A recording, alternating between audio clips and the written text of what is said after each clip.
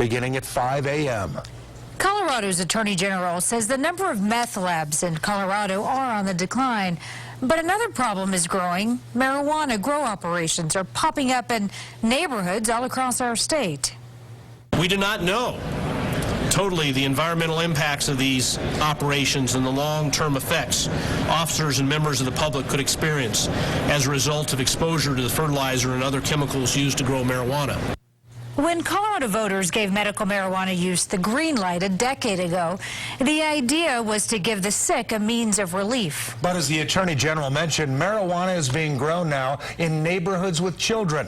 CBS 4's Brooke Rogers live tonight with our exclusive look at how children are growing up in the grow houses. Brooke?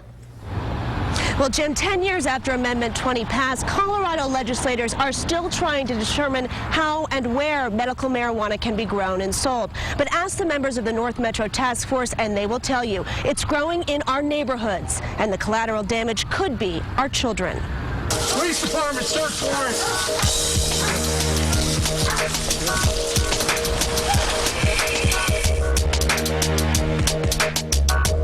These are the homes of Colorado children, homes where little lives and a big business are intertwined. You'll see pop pipes right next to the kid's sippy cup. You'll see video games right next to the shotgun. It could be your neighborhood. And I never thought they would do that. They're really nice people, though. Entrepreneurs are cropping up across Colorado. With seeds, soil, and a few supplies, the business of planting pot to sell to dispensaries can bloom into a lucrative enterprise. We've turned compassion to capitalism. Commander Jerry Peters of the North Metro Task Force says the problem is when pot and parenting intersect. It's not unusual to find hundreds of marijuana plants in a home where children live. And when you look at the kids that live in these houses, you see that this business has taken over the parenting. Sometimes with dangerous consequences. Take a look at this picture. A Westminster father and caregiver who allegedly shared his stash with his 2 young boys. Or these Commerce City parents who police say left marijuana at their children's fingertips until their 10-month-old son ingested a handful. It's not just access to the drug that has experts concerned. Dr. John Martini of National Jewish Health says the effects of constant exposure can be devastating. And some of those problems could follow these kids through the rest of their life. He says the conditions and chemicals necessary to grow marijuana indoors can trigger mold and even high carbon monoxide levels. It's not a place for a child to live in a home that's being used as a marijuana grow operation. That would be essentially like taking your child and raising a child in the greenhouse. A grow house can also require up to 10 times the electricity of a regular house. And that, Peters says, makes these houses a time bomb. There's fire hazards, there's trip hazards, there's water that's running through and over these electrical outlets.